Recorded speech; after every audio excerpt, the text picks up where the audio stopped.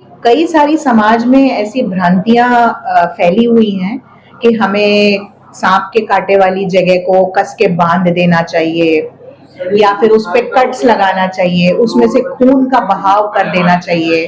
तो लोगों का ये मानना है कि इस तरह के उपाय करने से जहर बाहर निकल जाता है, लेकिन ये एक बहुत बड़ी गलतफहमी है।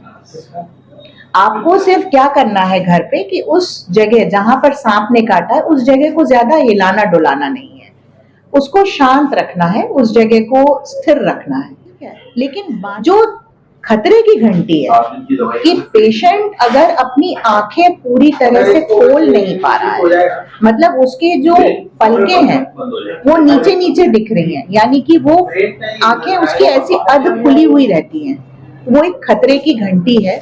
इसका मतलब है कि उसका जो जहर है सांप का, वो आपके नर्वस सिस्टम।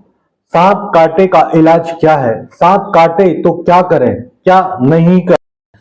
सांप काटने के उपचार को लेकर क्या भ्रांतियां हैं? इन सभी बातों पर हम बात करेंगे जीआर मेडिकल कॉलेज में मेडिसिन विभाग की प्रोफेसर डॉक्टर श्वेता सहाय मैम से। देखें एक विस्तृत रिपोर्ट। धन्यवाद। मैं अंशुमान शर्मा। हमारे साथ है जीआर मेडिकल कॉलेज की मेडिसिन विभाग की प्रोफेसर डॉक्टर श्वेता सहाय मैम। मैम, हम ये जानना चाहेंगे कि सांप जब काट लेता है तो हम घरेलू उपचार, प्राथमिक उपचार क्या कर रहे हैं? देखिए, सबसे पहले तो ये जरूरी है कि हम क्या नहीं करें। जी मैम।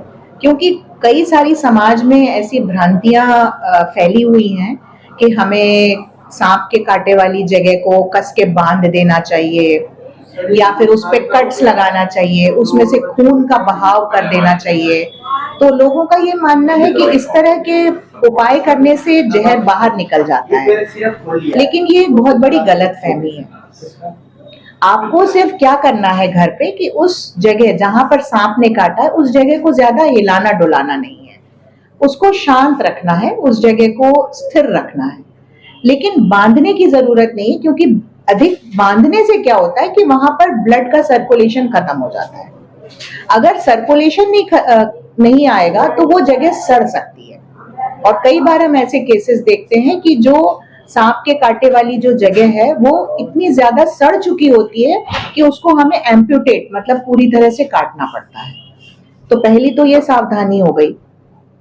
दूसरी सावधानी ये है कि उस पे ना तो कोई गर्म चीज लगाएं, ना तो कोई ठंडी चीज लगाएं, उस जगह को जैसा है वैसा ही छोड़ दें, बस उसको हिलाने डुलाने की कमी रखें। ठीक है। जो खतरे की घंटी है कि पेशेंट अगर अपनी आंखें पूरी तरह से खोल नहीं पा रहा है, मतलब उसके जो पलकें हैं वो नीचे नीचे दिख रही हैं, यानी कि वो आंखें उसकी ऐसी अध खुली हुई रहती हैं, वो एक खतरे की घंटी है। इसका मतलब है कि उसका जो जहर है सांप का, वो आपके नर्वस सिस्टम यानी ब्रेन और नसों, स्नायु तंत्र पे पहुंच चुका है। ऐसे में ये एक मेडिकल इमरजेंसी, वैसे भी स्नेक बाइट एक मेडिकल इमरजेंसी है। तो सबसे जरूरी जो पब्लिक में एक नॉलेज होनी चाहिए कि जैसे ही आपको पता चले कि सांप ने काटा है, तुरंत आप निकटतम अस्पताल में जाएं, जितनी जल्दी हो सके। झाड़ फूंक में समय बर्बाद ना करें। प्रचलित मॉडर्न मेडिसिन है, उसमें हमारे पास सांप के कांटे का इलाज है। उसके जहर को काटने के लिए एंटी स्नेक वेनम एक ऐसा तत्व होता है जो हम इंजेक्शन के द्वारा देते हैं, और वही उस सांप के जहर को न्यूट्रलाइज कर देता है, मतलब उसकी जो एक्टिविटी है उसको खत्म कर देता है।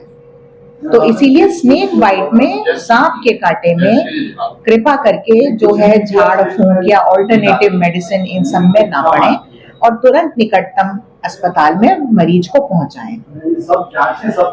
इसमें जो एक और जो खतरनाक बात होती है कि पेशेंट का जो ब्लड है वो पतला होने लगता है।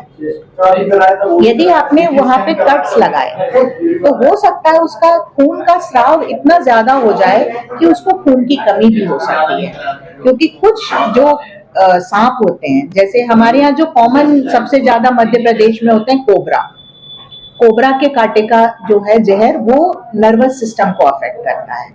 और जो क्रेट होता है वो ज्यादातर साउथ में पाया जाता है, एमपी में भी पाया जाता है, वो ब्लड को इतना पतला कर देता है कि ब्लड बहने लगता है, ब्लड क्लॉट नहीं होता। जैसे आपने देखा होगा आपके कहीं कट लग गया तो खून का थक्का जम जाएगा, वो थक्का जमना बंद हो जाता है।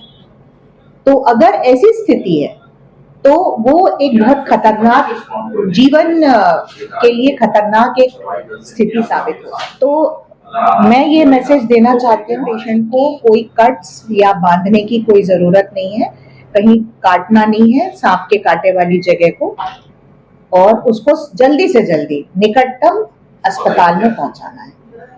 जी मैम, अगर बोलते हैं कि सोना नहीं चाहिए सांप काटने को, ऐसा कुछ रहता है? वो इसलिए कहते हैं क्योंकि जैसे मैंने आपको बताया आंखें खुली होनी बहुत जरूरी है। तो यदि पेशेंट सो गया तो पता नहीं चलता है कि उसकी आंखों में पैरालिसिस हो रहा है कि नहीं।